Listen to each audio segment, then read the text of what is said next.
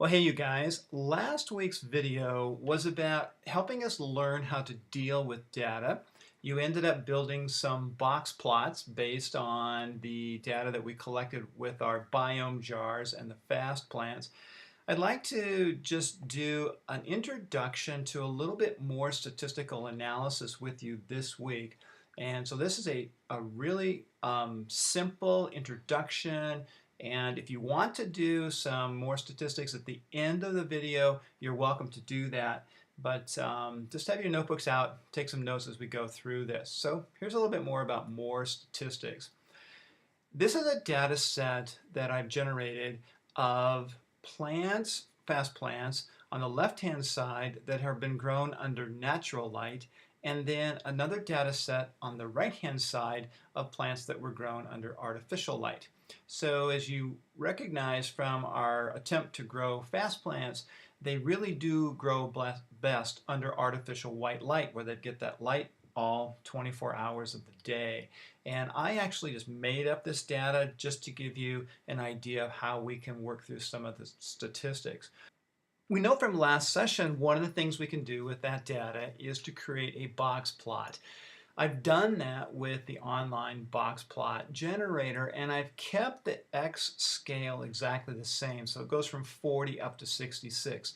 You can see that the plants under the natural light have a fairly uniform box plot, and the mean of that box plot is less than those plants grown under artificial light.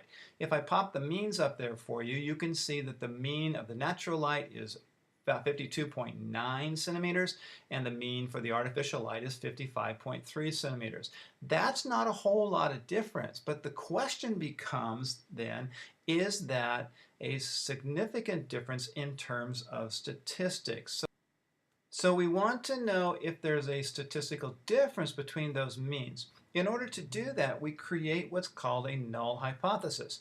A null hypothesis means there is no difference or no relationship between the variables. So the null hypothesis for our data set would be that there is no difference between the heights of the plants grown in natural light and those grown in artificial light. In order for us to determine if that's true or not, we take all the numbers from the natural light and we move them into an online t-test calculator that there's a link for it on the web page. So I took all of the natural light data and put it into group 1. I copied and pasted the group 2 data from the artificial light, and then I told the test that I wanted the significance level to be 0.05.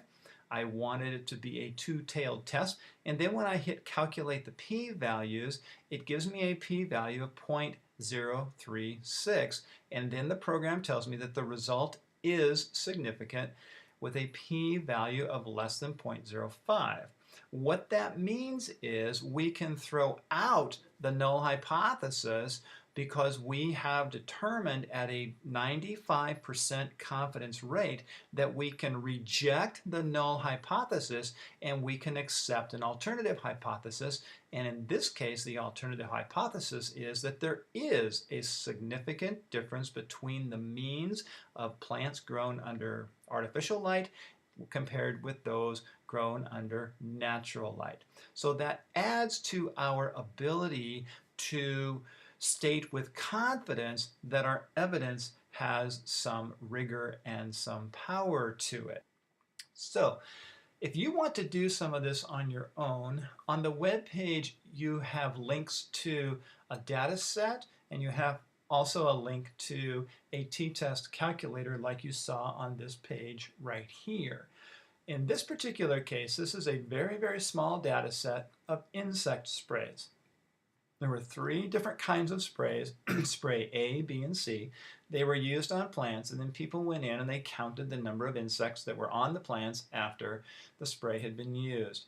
So you can compare the means through a t-test of spray A and spray B.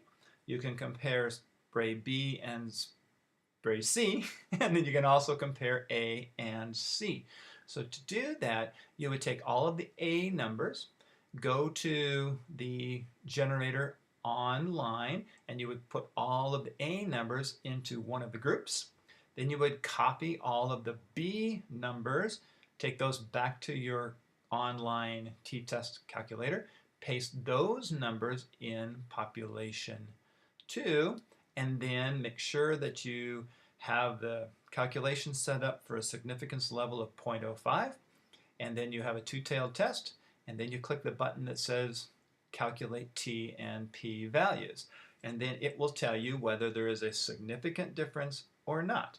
And again, you would come up with your null hypothesis, and in this case the null hypothesis would be there is no difference between the effectiveness of spray A and spray B. So what you're trying to do then is to be able to show statistically that you can throw out the null hypothesis and make a claim that there is a difference between spray A and spray B, and the only way that happens is if that p-value is less than 0.05. And again, when the test calculates the final numbers, it will tell you if that difference is significant or not.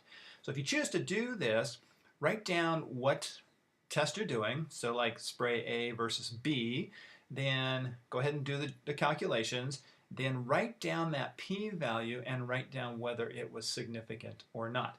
So if you do all three of those, just put those in your notebook and come to class next week and share those results with us. Now, some disclaimers. This is a very, very, very simple introduction to statistical tests. This t-test is only one of many statistical tests. We are using very, very small sample sizes.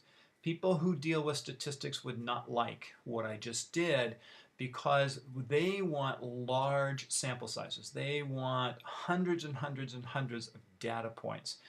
For our purposes, I'm just showing you how we can begin to use statistical analyses to help us make arguments on our evidence. In some cases, we can say that there is a statistical difference, and it helps us argue for our evidence that we have. In some cases, we will have to say, well, there's no statistical significance, but our observation is this. And so then we would say to the people we're reporting to is we need to do more data collection and do further, deeper, richer statistical analyses to see whether or not there is a difference in the means of the data sets that we have collected. So I hope that makes sense. Make sure you have some notes in your notebook, and we'll talk about this on Thursday, and I'll see you then. Thanks. Bye.